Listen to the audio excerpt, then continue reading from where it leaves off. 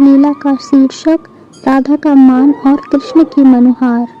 वृंदावन की वेला थी। वसंत ऋतु के दिन आम्रवन में कोयल की कूक और पुष्पों की सुवास से वातावरण सुरभित था। लताएं जैसे परस्पर आलिंगन थी और यमुना की लहरें मंद मंद नृत्य करती थीं।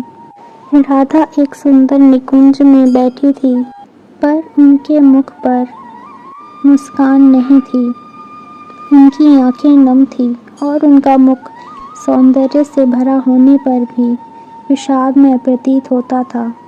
ललिता ने पूछा, राधे, क्यों इतना मौन हो आज? वृंदावन में तो स्वयं श्याम सुंदर विराजमान है। राधा ने नजरें फेर ली।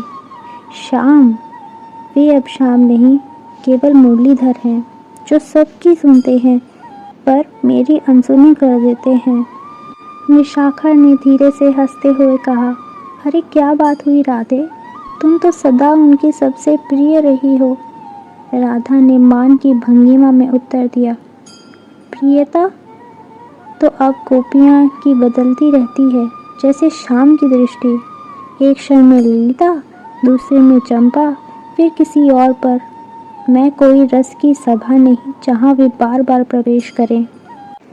उधर कृष्ण को जैसे राधा की वेदना की आहट मिली। वे धीरे धीरे कुंज की ओर बढ़े। हाथ में बांसुरी थी, पर स्वर में मौन था, जैसे वाणी भी राधा के क्रोध से सहम गई हो। कृष्ण ने वृक्ष की ओट से झांका। राधा की आंखों में आंसू थे, हृदय में मान। कृष्ण मुस्काए, आज तो राधे किसी देवी की तरह दिख रही हो, किंतु प्रेम की देवी नहीं, मान की देवी। राधा ने बिना देखे कहा, मेरे निकट मत आओ श्याम, यह वन अब तुम्हारे आने के योग्य नहीं। कृष्ण झुके, क्या राधे? प्रेम में यदि कभी मुस्कान कम हो जाए तो क्या मुरली भी मौन हो जाए? राधे ने गंभीर स्वर में कहा, प्रेम तो तब हो जब केवल एक ही स्वर में सदा तुम्हारा नाम हो। तुम तो सबको अपनी मुरली सुनाते हो, फिर मुझसे विशेषता का अधिकार क्यों मांगते हो? कृष्ण चुप हो गए। उन्होंने मुरली को कमर में खोस लिया। सखियां सब मौन हो गई। अब कृष्ण की वाणी नहीं, उनकी आंखें बोल रही थी। कृष्ण बोले, राधे, जब मैं हंसता हूँ तो उस हंसी में तुम्हारी स्मृति होती है। जब मैं किसी को देखता हूँ तो उस दृष्टि में तुम्हारी छवि ढूंढता हूँ। यदि तुम्हें लगता है कि मैं बदल गया हूँ तो यह मेरा दोष नहीं, यह प्रेम की तुम्हारी गहराई है जो तुम्हें इतना अधिकार देती है। राधा का क्रोध धीरे धीरे द्रवित होने लगा, पर मान अभी पूरी तरह टूटा नहीं था। राधा ने कहा, शब्दों से नहीं, प्रमाण से भरोसा होता है। यदि तुम मुझे सच में मेरे हो तो तुम मेरे आगे दंडवत हो जाओ। श्री कृष्ण ने बिना क्षण गवाए राधा के चरणों में झुककर प्रणाम किया। गोपियां आश्चर्यचकित हुई। ललिता और विशाखा के नयन भर आए।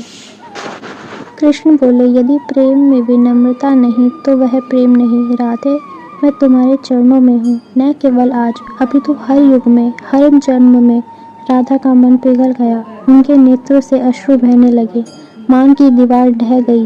उन्होंने कृष्ण को उठाया और कहा, श्याम, यह प्रेम की परिपक्वता है कि हम एक दूसरे से अभिमान भी कर सकते हैं। तुमने मेरी भावना को सम्मान दिया, अब मेरे मन में कोई संकोच नहीं। फिर वहाँ न केवल क्षमा बल्कि एक नवीन प्रेम जन्मा। कृष्ण ने राधा की आंखों में देखा और राधा ने मुरली को उनके हाथों में रख दिया। कृष्ण ने वही मुरली उठाई और राधा के नाम की धुन छेड़ी, राधे राधे। गोपियां झूम उठी। संपूर्ण निकुंज में, वन में जैसे प्रेम का इंद्रधनुष खिल गया हो। लताएं और पुष्प भी इस लीला को निहारने लगे। कोयल की ध्वनि और रंगरस में पूरा वृंदावन थिरकने लगा। यह लीला केवल राधा का मन और कृष्ण की मनोहार नहीं थी, यह दर्शाती है कि जहाँ प्रेम होता है वहाँ कभी कभी अभिमान भी आता है, और सच्चा प्रेम विनम्रता और उसे भी समर्पण में बदल देता है। राधा का मान एक प्रेम की अग्नि परीक्षा थी, जिसमें कृष्ण ने अपने समर्पण से प्रमाण दिया कि सच्चा प्रेम कभी हारता नहीं, वह केवल झुककर जीतता है। जहाँ राधा का मान हो वहाँ कृष्ण की मुरली मौन हो जाती है, और जहाँ राधा की आंखों नम होती हैं वहाँ कृष्ण अपने अधरों से प्रेम की धुन फिर से बुनते हैं। अगर आपको श्री कृष्ण राधा की ये लीला पसंद आई तो चैनल को लाइक, शेयर और सब्सक्राइब ज़रूर से करें। मिलते हैं अगली वीडियो में। राधे राधे।